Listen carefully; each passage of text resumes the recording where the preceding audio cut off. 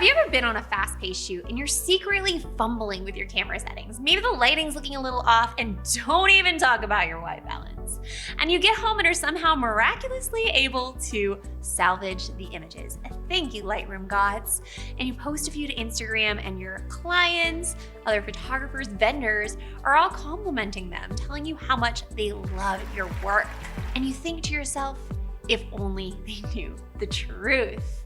I do not deserve their compliments. They don't know what a hot mess I am.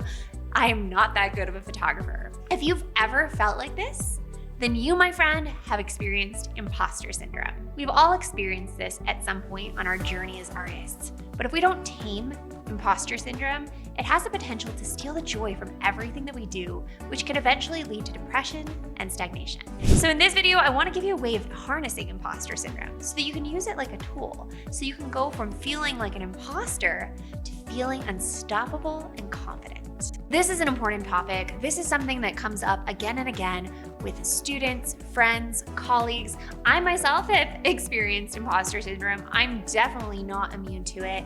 And I guarantee you, I'll let you in a little secret, a lot of the people that you look up to, a lot of the people that are at the top of their game have also experienced imposter syndrome and continue to experience it. They're not immune. They have just learned to harness it and use it for them rather than against them. I'm going to help teach you how to do that too. And where do we start? First, it helps to be able to recognize imposter syndrome when it happens. So let's dig into some of the symptoms of imposter syndrome. When it comes to the symptoms of imposter syndrome and really being able to identify it when it comes up, there's really two parts to this. First, there's the internal, and these are the thoughts, the feelings, the things that we tell ourselves. We usually don't say them out loud, but we definitely are telling ourselves negative stories. So you'll notice whenever you feel bad, you're probably doing this. And it's doubting that I can do it. It's being afraid to fail. It's painful perfectionism where you feel like if you're not perfect, if you don't go out and crush that shoe and actually do everything perfect, other people are going to find out that you're not good enough and they'll judge you and you will fail. So it's that pressure that we put on ourselves to have all of the answers all of the time and have everything be perfect. And oftentimes you might find that you don't give yourself the grace to be able to just experiment and play and fail even.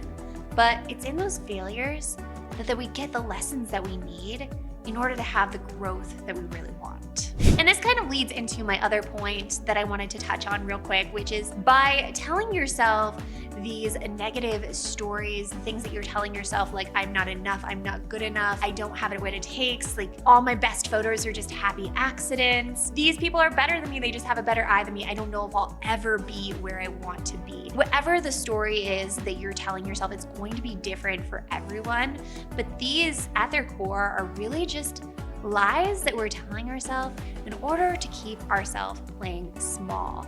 And we'll get into why this is in a second, but at its core, these are not true. This is not true. We are all born as unlimited. But when we tell ourselves these lies, what it's doing is it's creating a self-imposed ceiling. And that ceiling keeps you playing small, keeps you stuck. So when you're doing that, you're limiting your growth. You're limiting your potential as an artist, as a human being. And when you're able to get past that, there are no ceilings, friend. It is unlimited potential. So let's just touch on real quick why it is this happens, and then we'll talk about how you can get past it. There's a lot of reasons why we might find ourselves feeling this way, but I wanted to share just a few of the key ones that make a big difference. And the first is when we judge others. And I know everybody here watching, you're all good people, like you're not out there purposely criticizing other people, but this might be just something that you thought or you said in your head, not really thinking much of it. And when we're putting down other people, even if it's just kind of a passing thought, what we don't know is that can actually come back and negatively impact us. So this can be even just something as simple as they just got their camera. What are they doing charging for their work already? Or, oh, that person's work, yeah, it's not that good. Like, why are they so confident? Why do they put themselves out there that much when they're not that great? So this could be anything negative that we think about others. When we are judging others, we are actually judging a potential future version of ourselves as well.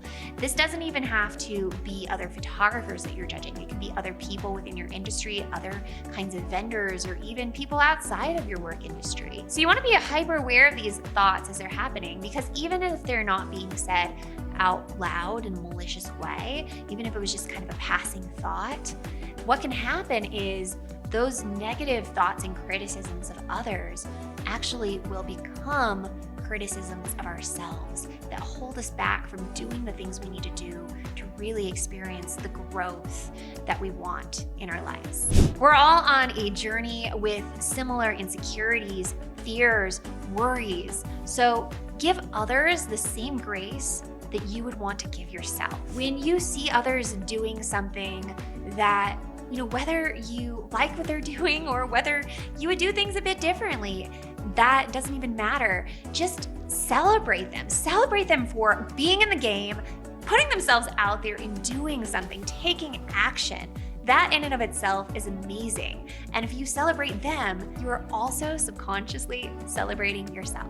The second thing that I want to touch on is comparison. And this is what happens when we're comparing ourselves to other people in a negative way. So this can be somebody that you look up to, and maybe you're looking at their work and you're just like, it's everything that I wish I could be as a photographer. They're a real artist. I'm not that because I don't have this and this and this. So whenever we're comparing ourselves in a way that is tearing us down rather than inspiring, uplifting, and building us up, it isn't serving us. And I'm going to be talking about a solution to this in a second, but just be hyper aware when you're comparing yourself in a way that makes you feel bad. And the final part that I wanted to mention is biology. Might not be what you're expecting, but as humans, we are hardwired to not like change. We like things to stay the same.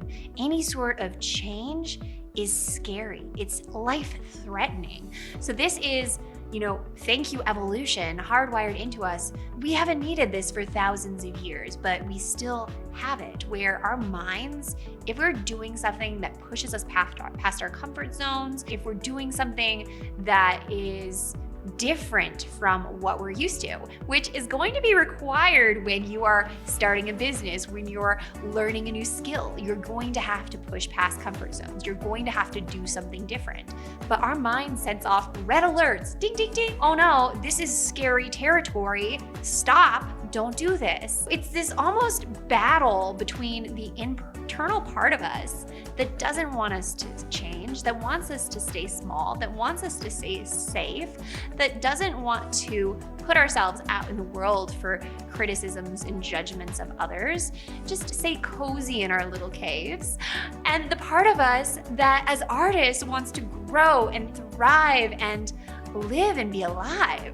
So it's these internal battle that's going on. And once you realize what's happening, it almost gives you back your power to be able to stop it. Because we as creatives, we're born to really just continually evolve and grow, and we will always be growing as artists. And that's what's so beautiful. So what is the solution?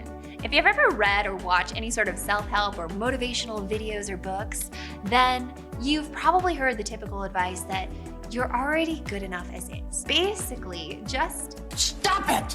While I agree that you are enough as is, I want to take it just a bit deeper and a little bit more tactical with two things that you can do to help with this. Number one is to own your unique journey. Give yourself grace to experiment and fall down. If you're new, own your newness. If you're somewhere in that messy middle, own that. Because I'll tell you, there is no final destination. We are always pushing and growing, so you need to own where you're at right now. When I was first starting, I made sure that my clients knew that I was new. I had gotten some experience second shooting and assisting, but I wasn't able to use any of those images in my portfolio when I went out on my own. So I basically started with 0. And I asked a restaurant coworker who had recently gotten married if we could go out for a shoot, and I got some bridal photos of her in her dress. And those were basically the only photos that I had to show to potential clients in my portfolio. And that's how I got my very first weddings. I owned the fact that I was new, and I actually turned it into a win-win for those clients. I let them know that that's why my rates were so low, because I was new, I was building my portfolio. And so those first few weddings, I started at $800, then I moved to $1,000, then to $1,500, and I very quickly raised my rates every couple weddings that I booked. But by really just owning the fact that I was new, didn't have a portfolio yet, and just letting them know that up front, I was able to move from feeling like an imposter to feeling like a steal. So regardless of where you're at in your own journey, it's important to own it, have peace with it, and remember that the joy is in the journey, not the final destination. Next, you're gonna want to define your rules. So this is gonna be different for everybody because everybody is at a different stage in their journey. If you're new and afraid of really owning being a professional photographer, have you defined what that means for you yet? What's the lowest benchmark or the 3 essential things that you would need to do to be able to confidently call yourself professional? Whatever it is, that persona that you are wanting to own and step into, it's important that you define that out for yourself. For myself, in my first year of business, I looked at photographers who were where I wanted to be, charging $10,000 for a wedding. I didn't feel worthy of charging premium prices at that time, so I defined out for myself, what are the rules for what makes a premium photographer? What do they do? What products do they have? What kind of backup systems and processes do they have in place? What kind of gear do they have? And what does their website look like? What kind of website and online presence do they have? And what kind of images would they have in their portfolio?